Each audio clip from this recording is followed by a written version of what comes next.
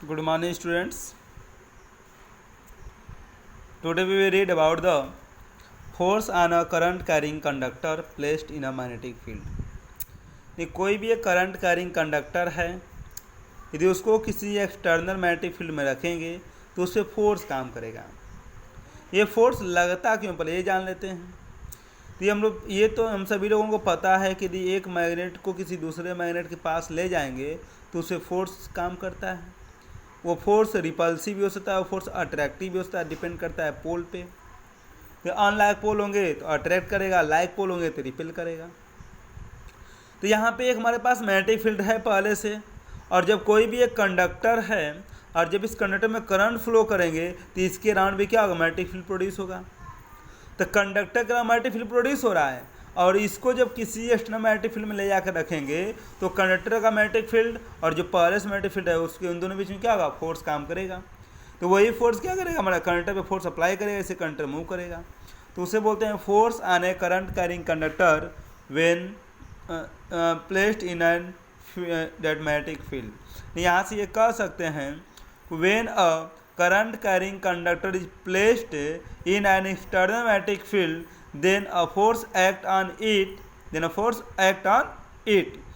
This phenomenon was discovered by the scientist ampere. किसके द्वारा किया गया था, पहले एम्पियर द्वारा इसको डिस्कवर किया गया था।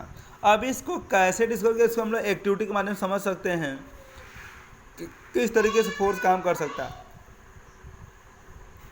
जैसे यहाँ पे स्टैंड ले लिया गया है, स्टैंड से ऐसे दो स्प्रिंग लगा दी गई है और उसी स्प्रिंग से ऐसे एक राड को बांध दिया गया है, ठीक।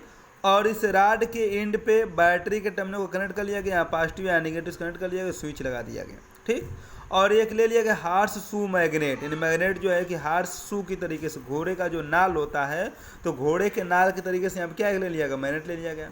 इसमें जो रेड पेंटेड है वह नॉर्थ पोल है और जो ब्लू पेंटेड है वो साउथ पोल है, ऐसे लटका दिया गया। यानी हमारे पास इस तरह से जो एक मैग्नेट है उसके बीच में ऐसे जो है कि लटका दिया गया, किसको, मैग्नेट को लटका दिया गया, कंडक्टर को लटका दिया गया, कंडक्टर को स्प्रिंग से अटैच कर लिया गया। अब देखा क्या गया कि जब इसमें स्विच को ऑन किया गया, तो जब स्विच को ऑन किया गया तो देखा गया कि ये जो कंडक्टर है वह नीचे की तरफ शिफ्ट हो रहा है, नीचे मूव कर रहा है, नीचे क्या कर रहा है, मूव कर रहा है। लेकिन जैसे फिर स्विच को ऑफ कर रहे हैं तो कंडक्टर क्या हो रहा है, स्प्रिंग को अपने पोजीशन में चली जा रही है। फिर ऑन कर रहे हैं तो नीचे आ रहा है। मतलब नीचे कोई भी ऑब्जेक्ट मोशन कब करता है, जब उसे फोर्स काम करता है। यानी जैसे ही स्विच को ऑन कर रहे हैं वैसे ही जो कंडक्टर है वह डाउनवर्ड में मूव कर रहा है। इसका मतलब ये है कि जैसे ही स्विच को ऑन कर रहे हैं तो इस कंडक्टर में करंट फ्लो कर रहा है और जैसे ही करंट फ्लो कर रहा है वैसे ही इस पर क्या फोर्स काम कर रहा है, जिस फोर्स से वो क्या कर रहा है, नीचे तरफ मूव कर रहा है, ठीक।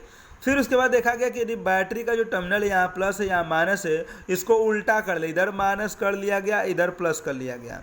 जब टर्मिनल को चेंज कर लिया गया तो देखा कि तब स्विच को ऑन किया गया, करंट फ्लो करना स्टार्ट किया इस डायरेक्शन में।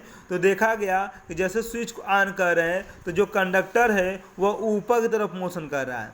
वो कैसे कर रहा है, ऊपर की तरफ कर रहा है।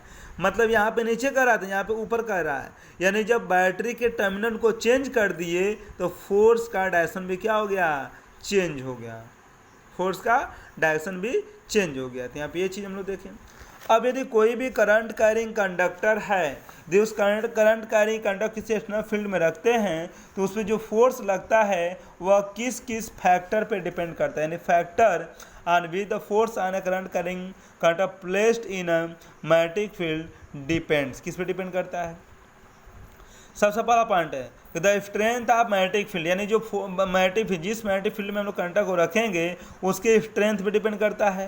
यदि हाई पावर की मैग्नेटिक फील्ड होगी तो फोर्स भी क्या होगा, ज़्यादा लगेगा। कम पावर की मैग्नेटिक फील्ड होगी तो फोर्स कम लगेगा। यानी फोर्स जो होता है मैग्नेटिक फील्ड के डायरेक्टली क्या होता है, प्रोपोर्शनल होता है। दूसरा पॉइंट है यह प्रोपोर्शनल टू आई, मतलब जो कंडक्टर है उसमें जो करंट फ्लो कर रहे हैं तो करंट के अमाउंट को बढ़ाएंगे तो फोर्स भी क्या होगा, बढ़ेगा, और करंट के अमाउंट को घटाएंगे तो फोर्स क्या होगा, घटेगा। तीसरा है it depends on the length of the conductor, यानी यदि कंडक्टर के लेंथ को बढ़ाते हैं तो फोर्स क्या होगा, बढ़ेगा। तो कहने वाला कि फोर्स जो है कि बी पर डिपेंड करता है, आई पर डिपेंड करता है, यल पे, तीनों पे डायरेक्टली प्रोपोर्शनल होता है। ये कह सकते हैं कि F is equal to B I L. F equal to क्या होता है? बी आई एल होता है, यानी जो फोर्स काम करता है वह बी आई और एल तीनों पे डिपेंड करता है। ठीक, अब जो फोर्स है, फोर्स के डायरेक्शन को फाइंड आउट करने के लिए यहाँ पे फ्लेमिंग ने अपना रूल जैसे बोलते हैं फ्लेमिंग लेफ्ट हैंड रूल। क्या बोलते हैं? Fleming left hand rule.